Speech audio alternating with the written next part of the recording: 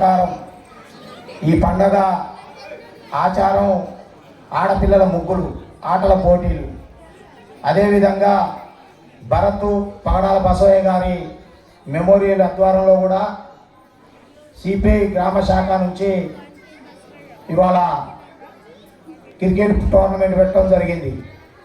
ఇది ఎప్పటి నుంచో ఆచారపరంగా ఈ గ్రామంలో మనం కార్పొరేషన్ కాకముందు ఆనాడు పెద్దలు చెప్పినట్టు బొమ్మిశెట్టి నారాయణ గారు, వావదాని వెంకయ్య గారు, పగడాల బసవయ్య గారు, చింతకాయల వెంకయ్య గారు, అదేవిధంగా ఈ గ్రామ పెద్దలు ఆనాడు కమ్యూనిస్టు ఉద్యమంలో పెద్ద ఎత్తున పాల్గొని గ్రామ అభివృద్ధి కోసం ఎంతో త్యాగం చేసినటువంటి చరిత్ర ఇక్కడ ఉన్నటువంటి అక్క చెల్లెలందరికీ తెలుసు.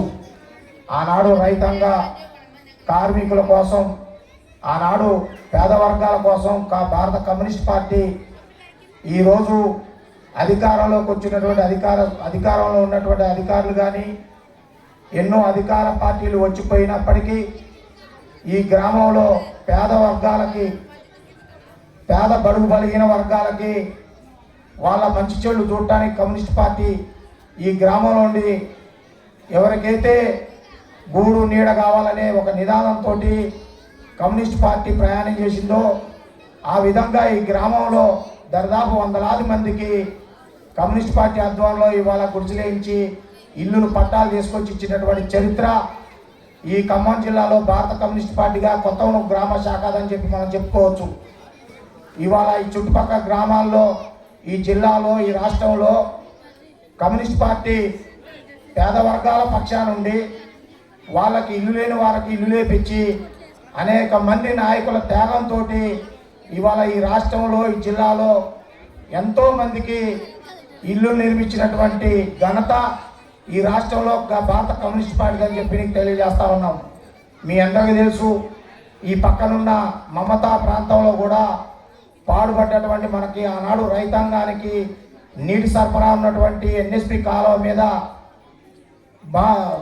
రైతాంగం ఆనాడు వ్యవసాయ భూములు బీడుపడిపోయిన తర్వాత, సహకారం ఆగిపోయిన తర్వాత మల్లేష్ గారు, అదే పువ్వాడ ఉదయ్ కుమార్ గారు, ఖమ్మం పట్న జిల్లా కమ్యూనిస్ట్ పార్టీ, అదేవిధంగా పువ్వాడ నాగేశ్వరరావు గారి ఆధ్వర్యంలో 2000 మందికి ఇవాళ మమతా హాస్పిటల్ ప్రాంతంలో కమ్యూనిస్ట్ పార్టీ ఆధ్వర్యంలో గుడిసినటువంటి చరిత్ర కమ్యూనిస్ట్ పార్టీది. ఇవాళ ఏ ఒక్కరి తేగం పోకుండా ఆ 2000 మందికి కూడా ఇవాళ శివాయిగూడెం, ఉదయనగర్ కాలనీ, ఇవాళ వైఎస్ఆర్ కాలనీలో అందరికి ఇల్లు ఇచ్చి, ఇళ్ళ పట్టాలు ఇచ్చి కట్టించినటువంటి చరిత్ర కమ్యూనిస్ట్ పార్టీ అని మీరు మనందరికీ తెలుసు, మీరు కూడా చూశారు. కాబట్టి ఇవన్నీ ఎందుకు చెప్తానంటే గత 40 సంవత్సరాల బట్టి జితేందర్ రెడ్డి గారు చెప్పినట్లు ఈ గ్రామానికి ఒక ప్రత్యేకత ఉంది. ఎన్నో పార్టీలు వస్తాయి, ఎన్నో పోతుంటాయి, కానీ ఈ ఏరియాలో, ఈ గ్రామంలో ఏం చేయాలన్నా కమ్యూనిస్ట్ పార్టీ ఆధ్వర్యంలోనే సాధ్యమైందని చెప్పి మీ అందరికీ తెలుసు. బొమ్మిశెట్టి నారాయణ గారి తర్వాత వారసత్వ పరంగా ఈ గ్రామంలో ఈ పార్టీ ముందుండి ఈ పేద ప్రజలకి మంచి వచ్చినా చెడు వచ్చినా కష్టకాలంలో కమ్యూనిస్ట్ పార్టీగా ఒక మల్లేష్ గారు ఈ గ్రామంలో నిలబడి చేస్తా ఉన్నారు. అది మంచి కానీ చెడు కానీ, అయ్యా అంటే ఆపద అంటే అర్ధరాత్రి అయినా మీ అంత వచ్చి పోలీస్ స్టేషన్ కావచ్చు, ఎంఆర్ఓ ఆఫీస్కి కావచ్చు, ఇవాళ మనం కొత్తగూడెం చివరి ప్రాంతంలో ఇల్లు వేస్తే ఒడ్రే కాలనీలో ఏ ఒక్క నాయకుడు కూడా ముందుండి వాళ్ళ కోసం ప్రయత్నం చేయలేదు, కొనుక్కున్నారు. ఎంఆర్ఓ గారు వచ్చి తొలగిస్తానంటే ఇక్కడ అన్ని పార్టీలో ఉన్నారు, కానీ ఒక్క కమ్యూనిస్ట్ పార్టీగా మళ్ళీ ఒక్కడే వాటి మీద నిలబడి ఉద్యమం చేసి ఇవాళ కేసులు పెట్టించుకున్న చరిత్ర మనం చూస్తూ ఉన్నాం. కాబట్టి భవిష్యత్తు కాలంలో కూడా ఎవరైతే అమరులైనటువంటి త్యాగాలు ఉన్నాయో, వారు చేసినటువంటి పనులు ఉన్నాయో, భవిష్యత్తు కాలంలో కూడా ఈ గ్రామ పంచాయతీ, ఈ కొత్తగూడెం గ్రామం వార్డులుగా అయింది, మున్సిపాలిటీగా ఎన్నికైంది. మీకు తెలుసు, పనికి కమ్యూనిస్ట్ పార్టీ అధికారంలో అధికారం వచ్చేటానికే ఇంకోరు అధికారం చేస్తా ఉన్నారు. మీరు ఒక్కసారి ఆలోచించండి, మనకి ఈ గ్రామంలో ఇంత పెద్ద పార్టీ ఉండి, ఇంత జనబలం ఉంది, రేపు ఎన్నికలు వస్తే మల్లయ్య గారు రేపు ఈ పొత్తులో రావచ్చు, రాకపోవచ్చు. కార్పొరేషన్ ఎన్నికలు దగ్గరనే ఉన్నాయి. గతంలో పొత్తులో ఏరే వాళ్ళకు పోవడం జరిగింది.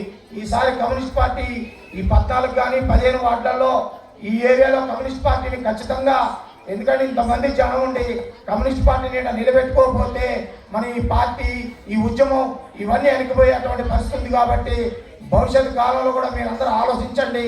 మంచికైనా చెడుకైనా కమ్యూనిస్ట్ పార్టీగా ఈ వార్డులో మల్లేష్ గారు అందరికీ ఒక తమ్ముడాలుగా అన్నాలుగా చిన్న పిల్లగాడు ఫోన్ చేసినా వెంటుండి వచ్చేటువంటి పరిస్థితి. ఆయనకు అనుసంధానంగా ఖమ్మం జిల్లా కమ్యూనిస్ట్ పార్టీ కూడా మల్లేష్ పట్ల ఈ గ్రామ శాఖ పట్ల బలంగా ఉన్నది.